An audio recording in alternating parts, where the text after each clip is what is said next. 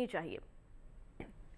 शुष्क क्षेत्र जब हम इनको परिभाषित करते हैं उस जगह को, तो सबसे पहले बात आती है कि उन क्षेत्रों की जो मिट्टी होती है उसमें पोषक मान नगण्य के बराबर होता है। पोषक मान का सीधा सीधा संबंध अपन ऑर्गेनिक कार्बन से कहते हैं। ऑर्गेनिक कार्बन कंटेंट उन जगह मिट्टियों का बहुत ही कम होता है। जैसे राजस्थान की विशेष तौर से मैं बात करना चाहूंगा, तो यहाँ का जो ऑर्गेनिक कार्बन है वो 0.01% होता है। और हम ये मानते हैं कि कोई भी अगर जहाँ ऑर्गेनिक कार्बन कंटेंट 0.5 से अगर कम है, तो उन मृदाओं में कम कार्बन वाली अपन मृदा की श्रेणी में डालते हैं।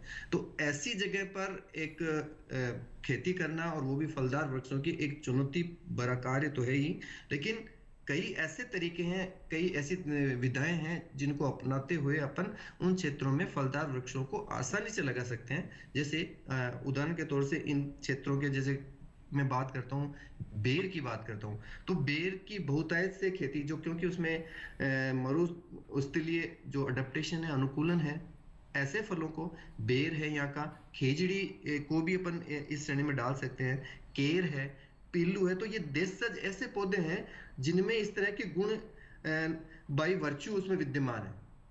उन फलों को ऐसे क्षेत्रों में जहां बहुत ही कम पानी है, तो उन जगह पर मिट्टी की दशा को देखते हुए, जहां रेतीली मिट्टी होती है, जहां उनकी जल धारण क्षमता बहुत ही कम है, जहां का पीएच मान काफी ज्यादा है, लवणता की मात्रा ज्यादा है, तो सबसे पहले किसान भाइयों को यही बताया जाता है कि अपने मिट्टी की जांच अवश्य रूप से करवाएं। और मिट्टी में सबसे बड़ी जो चीज होती है, उसके नीचे जो जिप्सम की जो परत होती है, उसको ये देखें कि वो किस तरह की है, वो किस की, जिसको अपन प्रोफाइलिंग कहते हैं। तो मिट्टी की प्रोफाइलिंग कराने के बाद ही हम बगीचे के लिए उसको अनुशंसित करते हैं कि उसमें किस तरह के वृक्षों को वहां लगाना चाहिए, फलदार वृक्षों को, और वो लंबे समय तक किसान के वहां चले। तो ये मिट्टी की जांच हम सबसे पहले वो रिपोर्ट के आधार पर ही हम उनको बताते हैं। बिल्कुल। और इसी के साथ हमारे पहले कॉलर जो हैं नंदस्वरूप मिश्रा जी बाराबंकी उत्तर प्रदेश से मौजूद है फोन लाइन पर। आइए उनका सवाल शामिल करें। हेलो नंदस्वरूप जी, आपका स्वागत है कार्यक्रम में, सवाल पूछिए। मैं नंदस्वरूप मिश्रा जानना ये चाहता हूँ, जो हाईटेक मशीन है खेती में उपयोग करने के लिए, जो किसान पढ़ा लिखा नहीं या जिसकी जोत बहुत कम है, तो ऐसी दशा में इसका किस प्रकार से उपयोग को करेगा, फायदा उठाएगा? जी बिल्कुल, डॉक्टर राउफ क्या बताएंगे? बहुत ही सही प्रश्न। जो अक्सर हमारे किसान भाई ये प्रश्न पूछते हैं कि जो हाईटेक मशीनरी, हम समझते हैं शायद कि हाईटेक मशीनरी जैसे ऐसा मशीनरी सिर्फ उसके लिए जो पढ़ा लिखा हमारा किसान है वो इसका इस्तेमाल कर सकता है। लेकिन आप देखते हैं, अगर हम स्मार्टफोन को लेते हैं, आज गाँव में स्मार्टफोन है हमारे किसान भाई के पास है, तो हाईटेक मशीनरी में बहुत ऐसी चीज़ें आती है जिसमें ऐसा ज़रूरी नहीं है कि आपके पास फॉर्मल एजुकेशन हो, बस एक ट्रेनिंग है जो स्किल है, और इस स्किल के लिए बहुत सारे सेंटर्स है देश में कि जो भी हमारी मशीनरी है उसमें हम किसान भाइयों को ट्रेनिंग देते हैं। तो उनको स्किल अडॉप्ट करना पड़ता है। उसमें ऐसा नहीं कि एक फॉर्मल एजुकेशन चाहिए, कि ग्रेजुएशन चाहिए तो वही उसको इस्तेमाल कर सकता है। बस हमारे किसान भाई इतने जागरूक है और उनमें इतनी विजडम है कि वो उस मशीन का इस्तेमाल कर सकते हैं। और जहाँ पे हम देखते हैं कि अभी हमने रिसेंटली देखा है कि जैसे ड्रोन के लिए महिलाएं आजकल ड्रोन का इस्तेमाल करते हैं, क्योंकि उनको ऐसी ट्रेनिंग मिली है, उनको ऐसी परीक्षण मिली है कि जिसके ज़रिए से उसका खेत में इस्तेमाल करते हैं। तो जो हमारे किसान भाई प्रश्न पूछते हैं कि ऐसा ज़रूरी नहीं है कि आपको उसका पूरा नॉलेज होना है, इसके लिए ज़रूरी है कि आपको उसकी ट्रेनिंग होना है। तो ट्रेनिंग के लिए बहुत सारे सेंटर्स देश में हैं जहाँ से आप ट्रेनिंग ले सकते हैं और उसका कृषि में इस्तेमाल कर सकते हैं। बिल्कुल, जैसे कहा जा सकता है डॉक्टर रऊफ की एक समय पहले तक जब तक मोबाइल फ़ोन्स नहीं थे, लेकिन जैसे ही मोबाइल की क्रांति आई तो लोगों ने मोबाइल भी चलाने सीख लिए। तो ठीक इसी तरीके से ये भी कह सकते हैं कि जब अगर आप अपनी खेती के अंदर किसी हाईटेक मशीनरी का इस्तेमाल करना चाहेंगे तो ज़रूर आप उसके अंदर ट्रेनिंग हासिल करेंगे और आप उसको आसानी से इस्तेमाल भी कर पाएंगे। इस विषय पर आगे भी चर्चा जारी रहेगी। वक्त हो चला है एक छोटे से ब्रेक का, जल्द लौटेंगे वापस। कई मजा ये देखते रहिए हमारा लाइव फोन कार्यक्रम हेलो के साथ।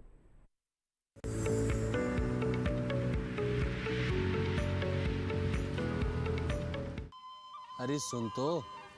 मुझे क्या सुनाना चाहते हो? जो सुनाओ मेरी सौतन को। किसको? अरे वही तुम्हारा मोबाइल फोन जिससे सुबह शाम दिन रात चिपके रहते थे और कहते थे किसान कॉल सेंटर से बातें हो रही हैं। अच्छा ये बात है। हाँ क्यों, क्या हुआ? अब बात नहीं होती क्या? अब तो झट से बात हो जाती है। ऐसा क्या?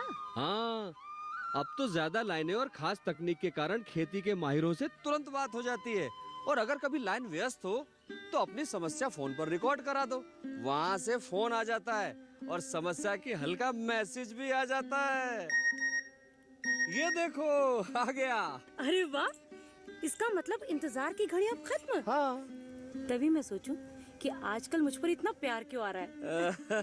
कृषि संबंधी समस्याओं का अपनी भाषा में तुरंत हल पाने के लिए पूरे भारत में किसी भी फोन से हेल्पलाइन नंबर पर संपर्क करें। किसानों का दोस्त किसान कॉल सेंटर।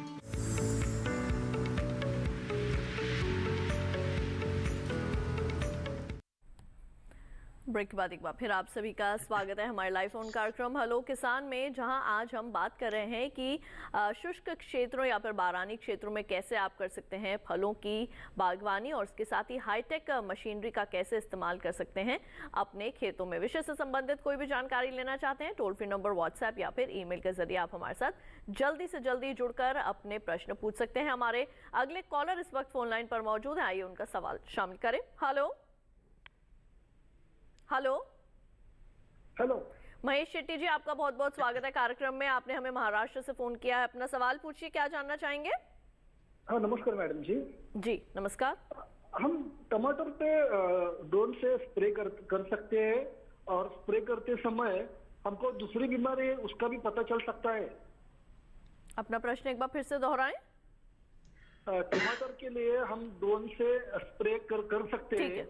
अगर स्प्रे करते समय दूसरी बीमार है तो हमको उसका ड्रोन से भी पता चल सकता है क्या? जी बिल्कुल डॉक्टर रॉफ, ये प्रश्न आपके लिए है कि क्या टमाटर की फसल के अंदर ड्रोन से स्प्रे कर सकते हैं और क्या स्प्रे करते टाइम दूसरी किसी और बीमारी का भी पता लगाया जा सकता है? देखिए, जो हमारे महेश जी ने प्रश्न पूछा कि ड्रोन के ज़रिए से स्प्रे है, बिल्कुल जो ड्रोन है देश में ड्रोन को प्रमोट किया जाता है अभी स्प्रे के लिए।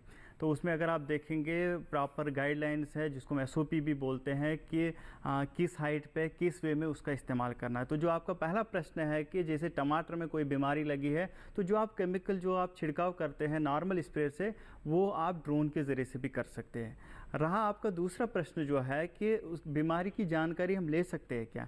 देखिए, ड्रोन में कैमरा हम लगा सकते हैं, हाइपर स्पेक्ट्रल कैमरा लगा सकते हैं जिसके ज़रिए से हम ये जांच सकते हैं कि कौन सी बीमारी लगी है। ये ड्रोन का एडवांस फेज़ है। लेकिन अगर आप अभी देखेंगे जो देश में ड्रोन का इस्तेमाल हो रहा है वो स्प्रे के लिए हो रहा है, और जो हाइपर स्पेक्ट्रल इमेजिंग है जिसके ज़रिए हम बीमारी की जाँच निकाल देते हैं, कौन सी बीमारी लगी है, कहाँ पे लगी है, उसके लिए जो हाइपर स्पेक्ट्रल कैमरा है उस पर रिसर्च हो रहा है। तो अभी आप स्प्रे कर सकते हैं, लेकिन बीमारी की जानकारी लेने के लिए थोड़ा आपको जो रिसर्च का आउटपुट है वो फील्ड पे दिखने में थोड़ा वक्त लगेगा। बिल्कुल। आइए हम यहाँ पे रुक कर लेते हैं डॉक्टर दीपक का। डॉक्टर दीपक, व्हाट्सएप के माध्यम से हमारे पास एक प्रश्न आया है आपके लिए, और ये लिखा है रामकरण जी ने, ग्राम रूणिया, तहसील जायल, जिला नागौर, राजस्थान से। वो ये लिखते हैं कि नींबू के पौधे में फूल के झड़ने की समस्या आ रही है और पौधा 5 साल का है। उन्होंने कहीं इसमें ये नहीं लिखा है कि ये उन्होंने कितने ज़मीन में लगाया है, ऐसी कोई जानकारी दी नहीं है उन्होंने। नींबू में जो आमतौर पे जो फल या फूल झड़ने की जो समस्याएं होती है, इनका अभी तक थोड़ी सी चीज़ का अभाव है कि ये व्यावसायिक खेती कर रहे हैं या बगीचे में 1-2 पौधे ही हैं।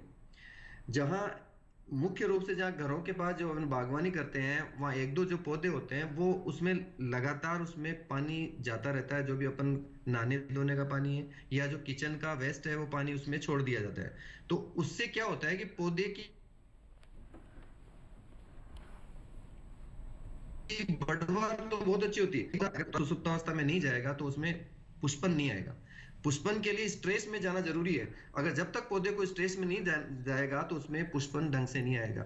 दूसरी बात, ज्यादा अगर फूल आते वक्त अगर कोई भी पौधा अगर पुष्पन में है उस समय अगर उसको अधिक सिंचाई अगर कर दी जाती है तो उसके सारे फूल झड़ जाते हैं। तो ये थोड़ा सा इनको ये देखना है कि अगर आपका बगीचा है या आपके पास 1-2 पेड़ है तो जब फूल आ रहे हो तब पानी को निश्चित रूप से रोकें। जब मटर के दाने के बराबर अगर फल बन जाते हैं उस अवस्था में पानी को आप नियमित दें, अच्छा पानी दें, तब भरपूर फसल आएगी। पहली बात ये। दूसरी बात, झड़ने की समस्या किसान के दूसरी बात होती है अगर पौधा स्ट्रेस में रहता है, तनाव में रहता है, तो पानी का समुचित उपयोग, क्योंकि राजस्थान से है और राजस्थान की जो सबसे बड़ी जो खूबी है कि मिट्टी में जल धारण क्षमता नहीं है, पानी की उसके बहुत ज्यादा कमी है या बहुत अधिक मात्रा में पानी दे रहे हैं, तो दोनों अवस्थाओं में फूल झड़ने की समस्या दृष्टिगत होती है। तो थोड़ा सा वो बताए और जिससे कि अपन उसको और अच्छे से उसका निदान बता सकें। बिल्कुल, हमारे अगले कॉलर अमरेंद्र कुमार जी मौजूद हैं फोन लाइन पर इस वक्त। आइए उनका सवाल शामिल करें। हेलो। हाँ जी, अमरेंद्र जी, आपका स्वागत है कार्यक्रम में। अपना सवाल पूछिए। आपने बिहार से लखीसराय से हमें फोन किया है। जी जी।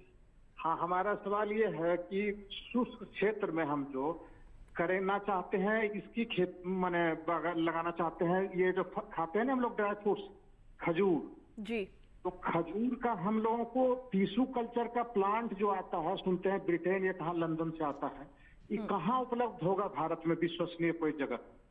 बिल्कुल क्योंकि हमारा ऐसा शुष्क क्षेत्र है जिसमें हम चाहते हैं खजूर का प्लांटेशन और बेर का। आंवला तो अपने यहाँ इजीली उपलब्ध है, मान लीजिए अयोध्या के पास भी, फैजाबाद के पास जो यूनिवर्सिटी है जी, बिल्कुल नरेंद्र आंवला, लेकिन खजूर का हमको बेहतर प्लांट कहाँ से मिलेगा? बिल्कुल। दूसरा हल्का सा सवाल था कि छोटा सा मक्का के बारे में, मक्का के खेती के लिए साधारण ढंग का मशीन आता है जिससे हम बुआई, खाद छींटने का काम और कटाई तीनों कर लें, क्योंकि लेबर हमारे यहाँ बिल्कुल नहीं है। ठीक है, बिल्कुल। तो दोनों ही विशेषज्ञों के लिए आपके पास प्रश्न है, तो एक एक करके आपका प्रश्न शामिल करते हैं। डॉक्टर दीपक, क्या बताना चाहेंगे? अच्छा, खजूर का जो है वो कहाँ से मिल सकता है इनको पौध?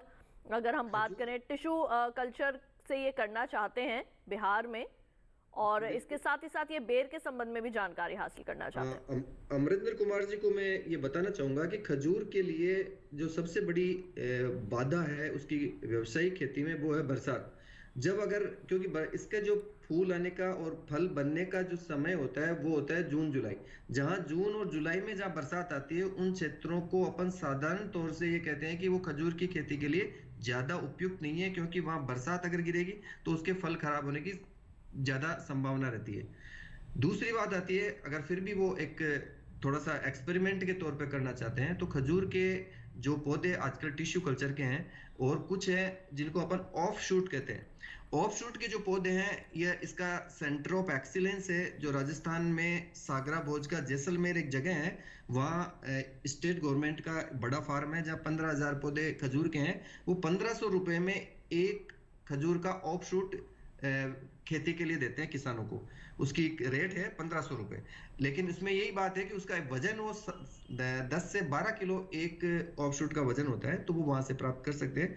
दूसरी, अगर टिश्यू कल्चर का लेना है तो राजस्थान गवर्नमेंट ने तो अभी खजूर वो दे रहे हैं। हमारे संस्थान है केंद्रीय शुष्क बागवानी संस्थान, वहां भी वो संपर्क कर सकते हैं। तो हम उनको टिश्यू कल्चर के जो पौधे हैं, अभी एक बहुत बड़ी फैसिलिटी डेवलप हो रही है हमारे, और आने वाले समय में, अभी वर्तमान में तो हम उनको केवल एक्सपेरिमेंट के लिए 10-20 पौधे ही उपलब्ध करवा पाएंगे, लेकिन आने वाले समय में हम उनको जितनी उनकी रिक्वायरमेंट होगी वो हम उनकी फुलफिल कर पाएंगे। लेकिन उनको पहले सलाह यही है कि शुरुआत में वो बरसात के हिसाब से थोड़ी खेती को उस तरह से देखें, और अगर एक्सपेरिमेंट करना है तो 5-10 पौधों को लगा के अपने क्षेत्र में देखें क्या फलन अच्छा आ रहा है, क्या पुष्पन में कोई समस्या नहीं आ रही है, क्योंकि भविष्य में अगर इस तरह की समस्या आएंगी तो उनको कैसे टैकल करेंगे वो भी देखना पड़ेगा।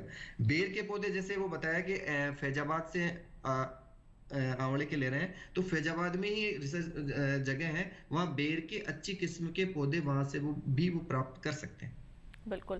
और डॉक्टर रऊफ, अगला सवाल उनका आपके लिए था मक्का से संबंधित। क्या कोई इस तरीके की मशीनरी है जिससे उसकी कटाई, छटाई और बोया भी जा सके? बिल्कुल, जो इन्होंने प्रश्न पूछा कि इनको लेबर की समस्या है। लेबर की समस्या तो पूरे देश में, इसीलिए तो मशीनरी का प्रयोग होना है कृषि में, इसको आगे बढ़ावा देने के लिए। तो रही बात जो मक्का के लिए बुआई की इनको समस्या हो रही है कि उसमें लेबर मिलना, और उसके बाद वीडिंग के लिए, उसके बाद जो खाद का हम इस्तेमाल करते हैं, तो उसके लिए डिपेंड करता है कि ये ट्रैक्टर ऑपरेट लेना चाहते हैं या इंजन से। अगर इनके पास बहुत छोटा प्लॉट है तो इनके लिए बेहतर रहेगा कि जो सेल्फ प्रोपर हो, जिसको हम इंजन से चला लेते हैं। तो उसके लिए अगर आप लेना चाहेंगे तो आप देखिए बहुत सारे मैन्युफैक्चरर देश में बनाते हैं जिसको मेज़ प्लांटर के नाम से जानते हैं, या अगर उससे भी छोटा चाहे तो आप हमारे संस्थान जो central institute of agriculture engineering है भोपाल में, जो इन्हीं यंत्रों पे काम कर रहा है, तो वहाँ से भी ले सकते हैं। और रही बात अगर आपको इंटीग्रेटेड चाहिए कि जिससे हम बुआई भी कर सकें और खाद भी डाल सकें, तो हमारे पूसा संस्थान से आप संपर्क कर सकते हैं। हम एक band placement applicator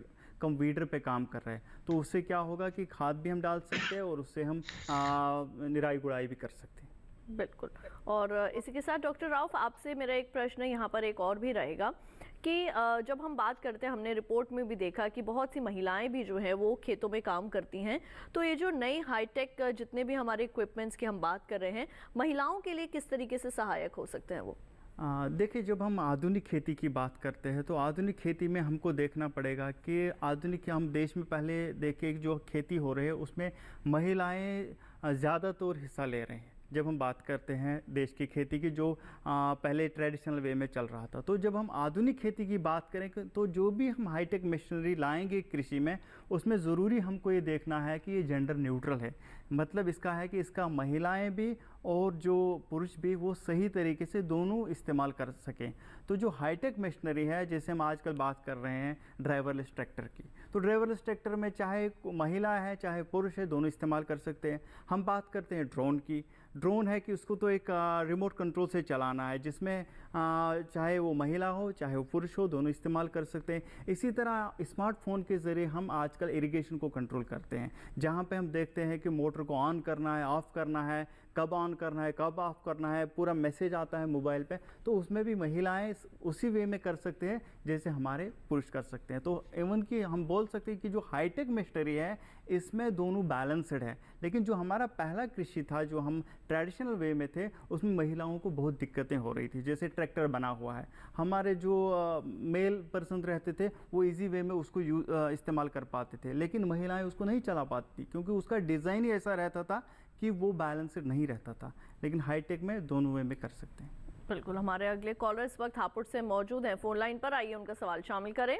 hello hello जी, आपका बहुत बहुत स्वागत है कार्यक्रम में। बीर सिंह जी, अपना सवाल पूछिए, क्या जानना चाहेंगे? कि हमारा बाग अनार का बगीचा है, उसमें फूल आता है वो झड़ जाता है।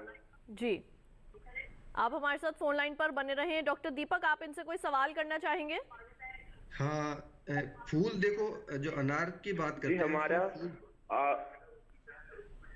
दो तरह के फूल आते हैं। एक में जैसे पहले नीचे अनार की तरह दिखेगा, और दूसरा एक के जो अपने मंदिर में घंटी की तरह अगर नजर आता है तो उनको मेल फ्लावर कहते हैं। तो मेल और फीमेल फ्लावर का अंतर अगर आपको आता है, फिर अपन उसको बात चर्चा को थोड़ा सा आगे करेंगे।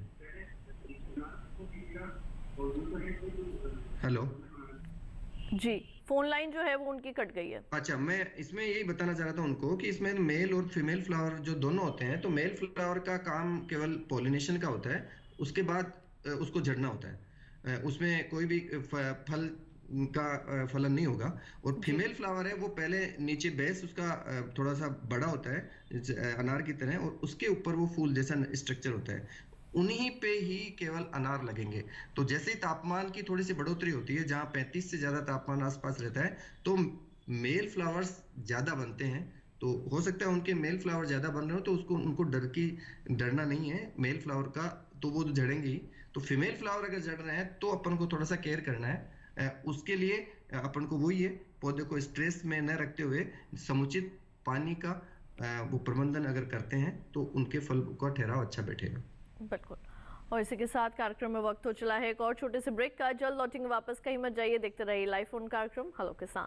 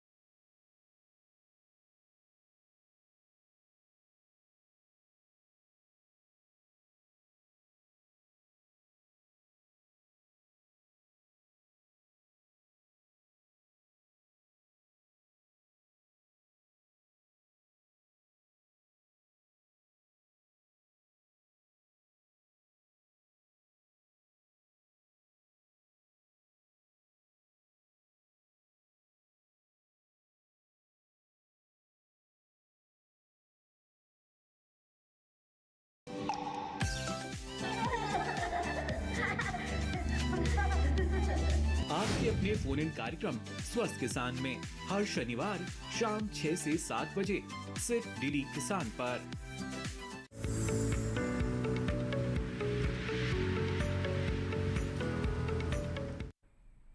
ब्रेक के बाद एक बार फिर आप सभी का स्वागत है हमारे लाइव फोन कार्यक्रम हेलो किसान में, जहां आज हम बात कर रहे हैं कि किस तरीके से शुष्क क्षेत्रों में आप कर सकते हैं फलों की बागवानी, और साथ ही जानकारी हासिल कर रहे हैं हाईटेक मशीनरी का खेती में प्रयोग के बारे में। और इन्हीं संदर्भ में अगर आपके मन में कोई भी प्रश्न है तो toll free number, WhatsApp number या फिर ईमेल आईडी के जरिए आप हमारे साथ जुड़ के अपने प्रश्न हमारे से साझा कर सकते हैं। डॉक्टर राउफ हमारे साथ स्टूडियो में मौजूद हैं और डॉक्टर दीपक हमारे साथ ऑनलाइन माध्यम से जुड़े हुए हैं। हमारे अगले कॉलर इस वक्त हमारे साथ फोन लाइन पर जुड़ चुके हैं, आइए उनका सवाल है। हेलो हेलो हेलो बालाराम जी, आपका स्वागत है कार्यक्रम में। अपना प्रश्न पूछिए। मध्य प्रदेश से आपने हमें फोन किया है, मंदसौर से। हाँ जी, मैं पूछ रहा हूँ कि जैसे हमारे खेत में बिजली के तार है तो हम क्या ड्रोन का प्रयोग कर सकते हैं? बिल्कुल, डॉक्टर राउफ क्या बताएंगे? खेतों में बिजली के तार है, ड्रोन का प्रयोग कर सकते हैं? देखिए, जो ड्रोन है, ड्रोन के लिए मैं सबसे पहले आपको बताना चाहूँगा कि आप ज़रूरी SOP देखिए, जिसको हम स्टैंडर्ड ऑपरेटिंग प्रोसीजर्स बोलते हैं, कि ड्रोन का इस्तेमाल कहाँ पे होना है, कहाँ पे नहीं। अगर तार ऊपर है तो वहाँ से अगर ड्रोन चलेगा तो ड्रोन के फंसने का ज़्यादा चांस है और उससे जोखिम उठाने का ज़्यादा चांस है। तो आपको सबसे पहले ज़रूरी है कि उस तार से दूर में, क्योंकि हम ड्रोन को प्लानिंग तो कर पाते हैं कि कहाँ से कहाँ जा सकता है, कहाँ से वापस आ सकता है, लेकिन फिर भी हमको उतना मार्जिन रखना पड़ेगा कि कहीं भी अगर इनसिक्योरिटी रही तो उसको अवॉइड करना पड़ेगा। तो उसके लिए सबसे ज़रूरी है कि आप SOP बना हुआ है इन्हीं चीज़ों को देख के कि पानी से कितना दूर, बिजली पोल से कितना दूर, कहाँ पे इस्तेमाल करना है, उस पूरे गाइडलाइन को आप साइट पे देखेंगे। जो कृषि मंत्रालय की साइट है वहाँ पे एक SOP बना हुआ है, स्टैंडर्ड ऑपरेटिंग प्रोसीजर्स। तो मैं आपको ये ज़रूरी बताना चाहूँगा कि पोल के नज़दीक में उसको इस्तेमाल मत कीजिए। अगर तार ऊपर लगा हुआ है तो वहाँ पे मत कीजिए उसको, वहाँ पे फंसने का और कुछ जोखिम उठाने का बड़ा चांस रहेगा। बिल्कुल, अब आइए यहाँ पे रुक कर लेते हैं डॉक्टर दीपक का। डॉक्टर दीपक, जैसे कि हमने शुरुआत में रिपोर्ट में भी देखा, काफ़ी सारे फलों की बागवानी के बारे में आपने भी हमें जानकारी दी कि कौन कौन से फल की बागवानी हम कर सकते हैं शुष्क क्षेत्रों में। उनमें एक नाम ड्रैगन फ्रूट का भी आया, तो क्या ड्रैगन फ्रूट की बागवानी भी आराम से हमारे किसान क्या बारानी क्षेत्रों में कर सकते हैं? ये बहुत ही एक सटीक प्रश्न इस परिप्रेक्ष्य में है। ड्रैगन फ्रूट वास्तव में जो इसका उद्गम अपन मानते हैं कैक्टस जैसा इसका फ्रूट होता है, जिसका पौधा होता है। लेकिन इन जिन क्षेत्रों में जहाँ शुष्क क्षेत्र जहाँ उनको कहते हैं, जहाँ बरसात 250-300 mm जहाँ की बरसात का वार्षिक बरसात है, उन क्षेत्रों में गर्मी में अगर लू चलती है और सर्दी में अगर पाले की समस्या आती है, वो क्षेत्र ड्रैगन फ्रूट की खेती करने के लिए उपयुक्त नहीं है, क्योंकि वहाँ वातावरण में थोड़ी सी आर्द्रता का होना बहुत ही ज्यादा नितांत आवश्यक है। तो उन क्षेत्रों को अपन टारगेट करें जहाँ, जैसे मध्य प्रदेश का जो क्षेत्र है, जहाँ जो अपन बात करते हैं, जहाँ वातावरण में थोड़ी सी नमी की मात्रा थोड़ी ज्यादा होती है, क्योंकि यहाँ शुष्क क्षेत्रों में जो नमी है वो 15-20% गर्मी में आ जाती है। ऐसी दशा में इसकी खेती बिल्कुल लाभदायक नहीं है और व्यवसायिक स्तर पर बिना स्ट्रक्चर के, बिना प्रोटेक्टेड कल्टीवेशन के खेत में नहीं की जा सकती। पर आजकल जैसे जैसे मशीनरी का, जैसे जैसे नई नई स्ट्रक्चर्स का इन्वॉल्वमेंट हुआ, जिनको प्रोटेक्टेड कल्टीवेशन कहते हैं, अगर आप इस तरह का ढांचा तैयार है, उनमें आसानी से कर सकते हैं। परंतु अगर खुले में करना है तो वहाँ वातावरण में नमी का होना आवश्यक है। बिल्कुल। डॉक्टर राउफ, मशीनरी से संबंधित अब आपसे जानकारी लेते हैं कि जब हमारे किसान नई मशीनरी को देखते हैं, कोई भी नई मशीन अगर आती है खेती के लिए, तो क्या उसकी ट्रेनिंग कितने दिन की होती है, कहाँ से हासिल कर सकते हैं? ट्रेनिंग के लिए क्या किसी तरीके की कोई शुल्क भी किसानों को देना पड़ता है, किसी तरीके की कोई फीस भी देनी पड़ती है? देखिए, जहाँ तक हाईटेक मशीनरी की हम बात करते हैं, इसमें तो ट्रेनिंग एक इम्पॉर्टेंट कंपोनेंट है। बिना ट्रेनिंग के तो एग्रीकल्चर को हाईटेक करना असंभव है। क्यों? तो इसलिए इसके लिए ज़ोर रहता है कि सबसे पहले जो नज़दीकी रहता है किसानों के लिए ट्रेनिंग के लिए, वो हमारा कृषि विज्ञान केंद्र रहते हैं, जहाँ पे ये ज़रूरी रहता है कि वो आसपास के जो किसान हैं उनके लाभ के लिए जो हाईटेक मशीनरी है उस पे उनको ट्रेनिंग दिया जाए। तो सबसे नज़दीकी है हमारे कृषि विज्ञान केंद्र।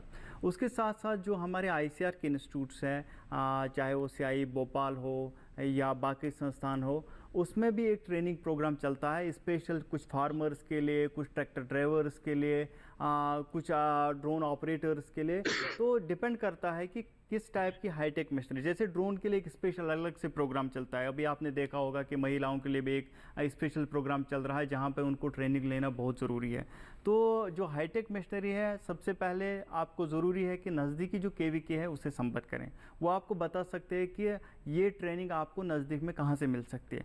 उसके आगे आप जो ICR के जितने भी संस्थान हैं आपके नज़दीक में, जो भी हमारे किसान भाइयों के नज़दीक में ICR के इंस्टीट्यूट्स हैं, वहाँ पे आप संपर्क कर सकते हैं कि इस टेक्नोलॉजी रिलेटेड मुझे ट्रेनिंग कहाँ से मिल सकती है। क्योंकि अलग अलग जो हमारे हाईटेक एवेन्यूज़ हैं उनके लिए अलग अलग जगह से ट्रेनिंग मिलती है, लेकिन ट्रेनिंग बिल्कुल पूरे देश में मिलती है हमारे किसानों के लिए, और उसके लिए उनको कोई यहाँ से फ़ीस चार्ज नहीं करना पड़ता है। तो वो वहाँ से ट्रेनिंग ले सकते हैं बिना फीस के। बिल्कुल। और इसी के साथ हमारे पास व्हाट्सएप के माध्यम से एक प्रश्न आया है। स्वप्निल जी ने हमें नागझरी महाराष्ट्र से अपना प्रश्न भेजा है। संतरा की ऐसी कौन सी वैरायटी है जो कम पानी की मात्रा में अच्छी उपज जो है वो दे सकती है? डॉक्टर दीपक क्या बताएंगे? संतरा है या जो नींबू वर्गीय फल, मैंने पहले भी बताया कि ये वाटर लविंग क्रॉप हैं। इनमें जो अन्य फलों की तुलना में ज़्यादा पानी की आवश्यकता होती है। लेकिन इन्होंने पूछा कि संतरा की कौन सी किस्म है, तो संतरा में जैसे मैंड्रिन ग्रुप में जैसे किन्नो आता है तो वो ज़्यादा पानी की ज़रूरत होती है। लेकिन इसी की जगह अगर अपन बात करते हैं, आजकल डेजी का एक नया, इसी का एक दूसरी तरह की हाइब्रिड मैंड्रिन आया है। वो इसका एक उपयोग ज़्यादा उस किस्म का नहीं है, उपयोग है उसके मूल वृंत का। कौन सा मूल वृंत लें जिसके ऊपर इसको सायन को अपन ग्राफ्ट करें, तो सबसे पहले उसका अपन इफेक्ट देखें। तो जैसे पैक्टिनिफेरा है, जैसे अपन कहते हैं जट्टी खट्टी है, तो ये जो मूल वृंत हैं उनके ऊपर अगर ये साइन अगर लिया है तो आप उसमें कम पानी में वो संतरा आसानी से हो सकता है। तो अपन मूलवृंत की तरफ जाएं, जैसे उन क्षेत्रों के लिए जो कम पानी वाले जो मूलवृंत हैं जिनका आकार छोटा है, जैसे पैक्टिनिफेरा है मैंने अभी बताया, वो कम पानी वाले क्षेत्रों के लिए एक अच्छा वरदान साबित हो सकता है, वो देखा जा सकता है। हमारे अगले कॉलर अनीश अहमद खान जी बिहार से जुड़ चुके हैं फोन लाइन पर, उनका सवाल लेते हैं। हेलो बेल का।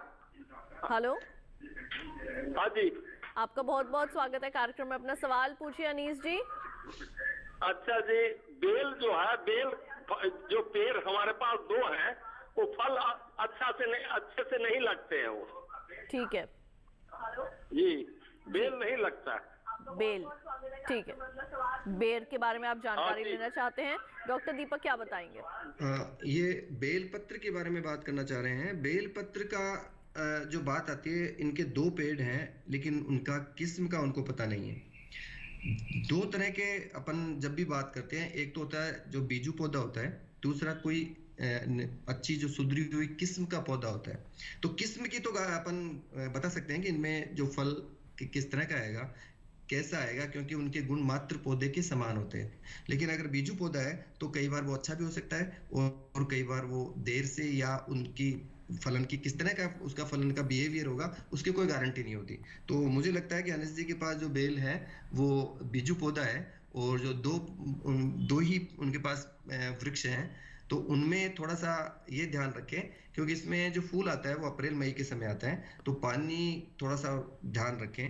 और दूसरा है कि इसके जो फल है, जो फल से तोड़ने पे, जैसे फूल फल बना, उसे तोड़ने में 9 से 10 महीने तक वो पेड़ के ऊपर ही रहता है। तो जैसे पेड़ के ऊपर फल को न छोड़ें, अगर नई फुटान आए उससे पहले उन फलों को तोड़ के और उन फलों को आप काम में लें और उसको खाद पानी और देके उस पेड़ को वापस नई फलन के लिए उसको तैयार करें। इस तरह के समुचित उपाय करने पड़ेंगे, और क्योंकि ये पौधा देसी है, तो मैं तो उनको यही सलाह दूंगा कि कोई अच्छी किस्म आप अगर फैजाबाद से ले सकते हैं तो वहाँ से सरकारी संस्थान है NDOT, वहाँ से वो प्राप्त करके साथ में वो वृक्ष लगाएं तो ज़्यादा बेहतर परिणाम उनको मिलेंगे। जी डॉक्टर राउफ, अब आपसे मैं यहाँ पर ये जानना चाहूँगी कि जब हम हाईटेक मशीनरी की बात करते हैं तो ज़्यादातर दिमाग में सबसे पहले हमें युवाओं का ख्याल आता है, क्योंकि ये जो हमारा युवा वर्ग है वो मशीन्स को ज़्यादा अच्छे से समझता है और आज के समय में अच्छी तालीम भी जो है उनको हासिल है। तो क्या बताना चाहेंगे युवाओं के लिए कितना कारगर हो सकता है हाईटेक मशीनरी को सीखना, समझना, खेतों में प्रयोग करना? देखिए, जब हम पहले देखते थे एग्रीकल्चर को, अगर आपने देखा होगा कि देश में जो प्रॉब्लम हो रही थी कि हमारे युवा लोग एग्रीकल्चर से बाहर जा रहे थे, वो एग्रीकल्चर में नहीं रहना चाहते थे, वो एग्रीकल्चर से दूर जा रहे थे। इसलिए अगर आप देखें, एक प्रोग्राम चलाना पड़ा फिर बाद में, जिसको हम बोलते हैं attracting and retaining youth in agriculture. ये ICAR ने एक स्पेशल प्रोग्राम चलाया था, ताकि हम चाहते थे कि जो हमारे युवा है वो कृषि में रहे। लेकिन अभी जब हम देखते हैं हाईटेक एग्रीकल्चर की बात, हमारे वही युवा जो IITs में गए हैं, जो IIMs में गए हैं, NIT से इंजीनियरिंग के, वही अब कृषि में वापस आ रहे हैं और वही कृषि के हाईटेक जो चैलेंजेस हैं उनका सोल्यूशन दे रहे हैं। तो जब हम देखते हैं कि एग्रीकल्चर मैक्सिमम एम्प्लॉयमेंट अभी दे रहा है हमारे युवाओं को इन टर्म्स ऑफ, क्योंकि हमारे युवा उसके जो सोल्यूशंस हैं हाईटेक एग्रीकल्चर की जो मशीनरी बनते हैं वो हमारे जो युवा है उन्हीं के ज़रिए से हो रहा है, और उसका इस्तेमाल भी युवाओं के ज़रिए हो रहा है। जैसे आप देखेंगे ड्रोन, तो ड्रोन के लिए एक पायलट की ज़रूरत है, ग्राउंड स्टाफ की ज़रूरत है, तो उसमें भी हमारे यूथ का इन्वॉल्वमेंट है। इसी तरह हम देखते हैं कि जब हम रोबोटिक्स की बात करते हैं तो हमारे जो इंजीनियरिंग के युवा है, जो बड़े बड़े इंस्टीट्यूट से होके आए हैं, वो भी इनमें काम करके अपना रोज़गार भी कमाते हैं, और जो कृषि को हाईटेक बनाने में उनका जो रोल है वो बहुत ही इम्पॉर्टेंट हो रहा है। तो हम ओवरऑल में बोल सकते हैं कि जो हमारा कृषि है इसमें युवाओं के लिए मैक्सिमम एम्प्लॉयमेंट अपॉर्चुनिटीज़ है, क्योंकि हमारा कृषि हाईटेक हो रहा है। जी बिल्कुल, हमारे अगले कॉलर मौजूद हैं इस वक्त फ़ोन लाइन पर।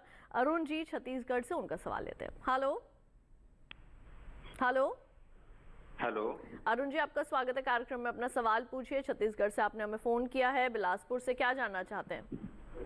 नमस्कार सर जी, मैं ये जानकारी चाह रहा था कि मैं ट्रैक्टर लेने की सोच रहा हूँ। मेरे पास 10 एकड़ की खेती है।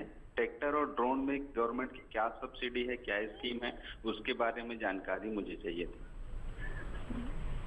जी बिल्कुल, डॉक्टर राउफ क्या बताएंगे? वो एक्चुअली हमारे जो साथी है वो ट्रैक्टर के बारे में और ड्रोन के बारे में जानना चाहते हैं। वो शायद ट्रैक्टर लेना चाहते हैं और ड्रोन, और उसमें सब्सिडी। देखिए, जब हम देखते हैं कि सब्सिडी ड्रोन के लिए जो इंडिविजुअल फार्मर है, जो सब्सिडी है वो आपकी स्टेट गवर्नमेंट पे डिपेंड है। केंद्रीय सरकार की ओर से भी एक स्कीम थी, उसके तहत भी आपको सब्सिडी मिलती है, लेकिन अल्टीमेटली आपको जो स्टेट है वहाँ से जो नज़दीकी आपका जो डिपार्टमेंट है वहाँ पे आप संपर्क कर सकते हैं कि आपके लिए कितना सब्सिडी है, चाहे वो ड्रोन हो या चाहे वो ट्रैक्टर हो। तो सबसे पहले आपको अपने स्टेट के हिसाब से नज़दीकी एग्रीकल्चर ऑफिस से आप संपर्क करें।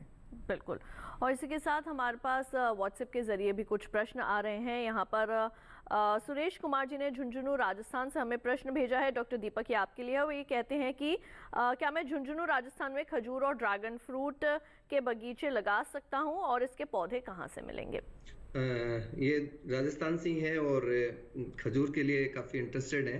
तो खजूर की खेती के लिए ये जो झुंझुनू है वो जिला और आसानी से वहाँ खेती हो सकती है, क्योंकि ये जो कई जिलों में जहाँ बताए गए हैं कि राजस्थान के कौन कौन से पोटेंशियल जिले हैं जहाँ खजूर को फैलाया जा सकता है, तो उनमें झुंझुनू का भी नाम है। तो वहाँ झुंझुनू में मुझे नहीं लगता कि इस खेती नहीं हो पाएगी। फिर भी अपने मिट्टी और पानी के नमूनों की जांच करवाते हुए वो सुनिश्चित करें पौधे उनको, जैसा मैंने सगरा भोज का जो स्टेट गवर्नमेंट का सेंटर ऑफ एक्सीलेंस बताया, वहाँ से वो प्राप्त कर सकते हैं। इसके साथ ही ड्रैगन फ्रूट की जहाँ तक मैंने बात की, तो राजस्थान का ये क्षेत्र भी इसी तरह का है, क्योंकि यहाँ गर्मी में जो लू चलने वाली समस्याएं हैं, जो हॉट विंड्स अगर वहाँ चलती हैं, तो प्रोटेक्टेड कल्टीवेशन में ही ड्रैगन की खेती हो सकती है। बाहर अगर आप खेत में अगर खुले में अगर करना चाहते हैं तो उसको चारों तरफ वायु अवरोधक वृक्ष लगाते हुए उस खेत का सब कुछ अनुकूलित करना पड़ेगा। उसके बाद ही अपन ड्रैगन फ्रूट के बारे में सोच सकते हैं। सीधे रूप से अपन अगर ड्रैगन फ्रूट को लगाते हैं तो उन दशाओं में थोड़ी सी समस्याएं उनको आ सकती है। जी बिल्कुल, और इसी के साथ हमारे कार्यक्रम में वक्त हो चला है एक और छोटे से ब्रेक का। जल्द लौटेंगे वापस और चर्चा को बढ़ाएंगे आगे। आप कहीं मत जाइए, देखते रहिए दूरदर्शन के साथ।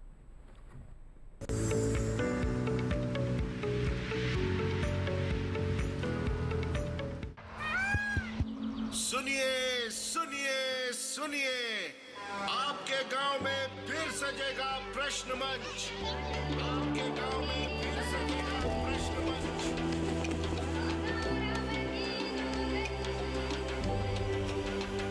मिट्टी, मौसम, बीज, फसल, किसान को मिलेगी यहाँ हर सरकारी स्कीम की जानकारी। जो करके आएगा पूरी तैयारी, प्रश्न का उत्तर देकर बनेगा इनामधारी। मंच है तैयार, प्रश्न है तैयार और आप? मैं भी हूँ तैयार। मैं हूँ तैयार। हाँ, मैं भी हूँ तैयार। मैं भी तैयार हूँ। किसान प्रश्न मंच में आपका स्वागत। किसान प्रश्न मंच सीजन 2 हर रविवार रात 8:30 बजे डीडी किसान पर।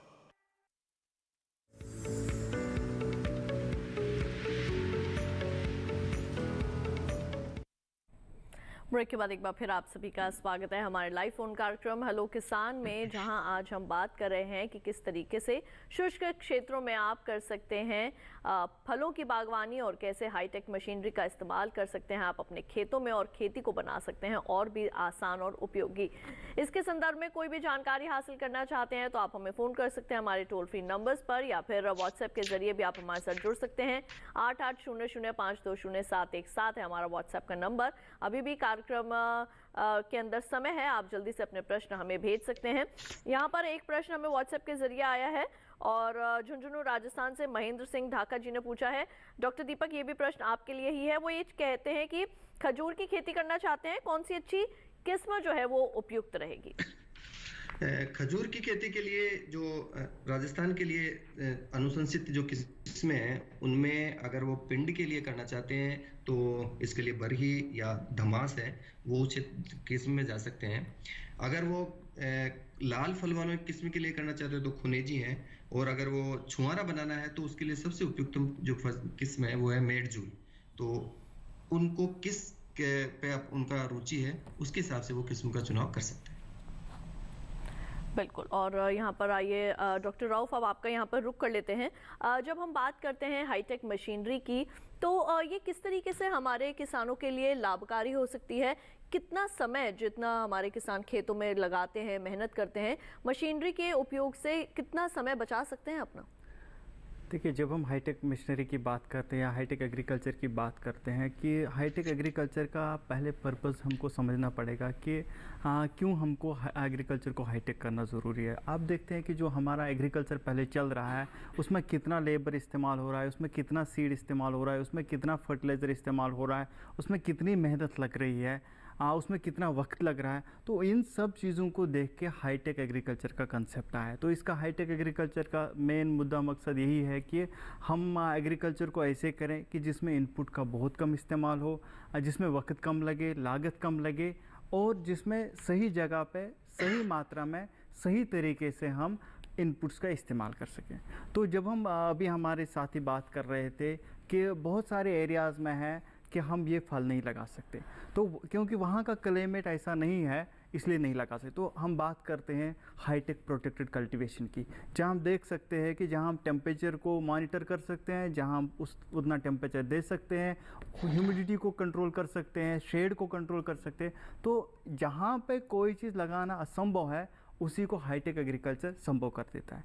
रही बात लागत की, जहाँ पे हम हाईटेक जाते हैं तो वहाँ इनपुट्स का 15 से 20% सेविंग तो होती ही है, चाहे वो सीड हो, चाहे वो फर्टिलाइज़र हो, हमारा इरिगेशन वाटर हो, तो हमारा लेबर भी उतना ही सेव हो रहा है। और जब हम टाइम की बात करते हैं, अभी आप सिंपल ड्रोन को ले लीजिए, जो हम छिड़काव करते हैं पूरे दिन में, ड्रोन के ज़रिए से हम उसको 1 घंटे में कर लेते हैं। तो इसका मतलब है पूरे दिन की जो मेहनत है हम 1 घंटे में समेट लेते हैं ड्रोन के ज़रिए से। तो जो हमारा हाईटेक सिस्टम है, जितने भी हमारे इनपुट्स हैं उसमें हम मान सकते हैं कि 15 से 20% सेविंग होती है, चाहे वो सीड हो, फर्टिलाइज़र हो, लेबर हो, टाइम हो, और जो हमारा आउटपुट है उसमें 15 से 20% आउटपुट बढ़ जाता है।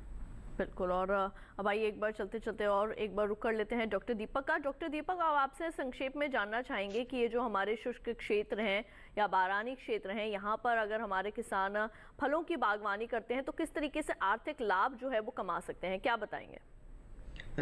सबसे पहले जो भी बात बताना चाहेंगे उन किसानों भाइयों को कि उन पौधों का, उन वृक्षों का, फल वृक्षों का चुनाव करें जो उस क्षेत्र के लिए अनुकूलित हो।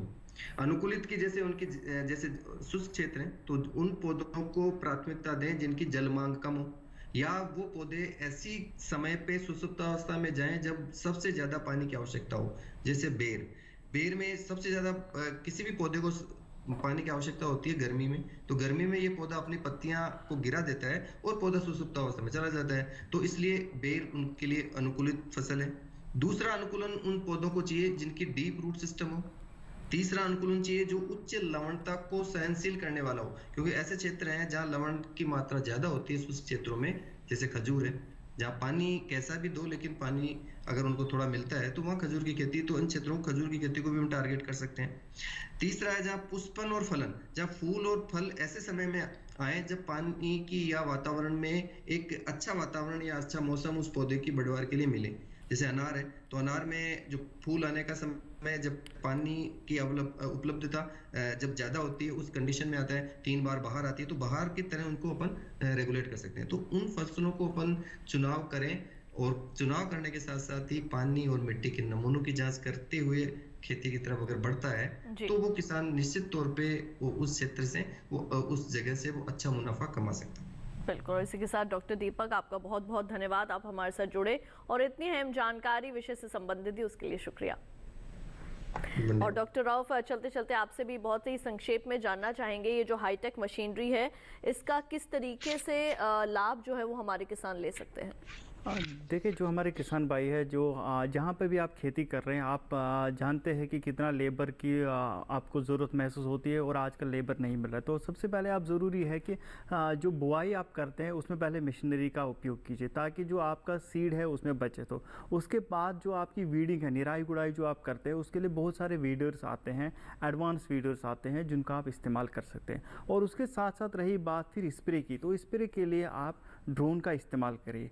तो जब आप ये 3 चीज़ें, चाहे बुआई के लिए, निराई गुड़ाई के लिए और जो स्प्रे के लिए, इन 3 के लिए एडवांस मशीनरी, हाईटेक मशीनरी इस्तेमाल करेंगे तो आपको खुद पता चलेगा कि कितनी सेविंग हो रही है, कितना वक्त में कमी लग रही है, कितना आपको बचत हो रही है वक्त की। और उसके साथ साथ आप शुरू कर दीजिए प्रोटेक्टेड कल्टीवेशन। जो आप पहले ग्रीन हाउस लगाते थे, आजकल आता है हाइड्रोपोनिक्स, एरोपोनिक्स, उसको लगा लीजिए। तो उसमें आप बहुत सारे फल, बहुत सारी सब्जियां लगा सकते हैं, जिसको आप मार्केट कर सकते हैं। तो आप एक एग्रीकल्चर को, हाईटेक एग्रीकल्चर को ना कि अपने 2 वक्त की रोटी के लिए ही नहीं, बल्कि आप उसको एक बिज़नेस के तौर पे ले लेंगे। तो हाईटेक मशीनरी का मतलब है एग्रीकल्चर एज ए बिज़नेस।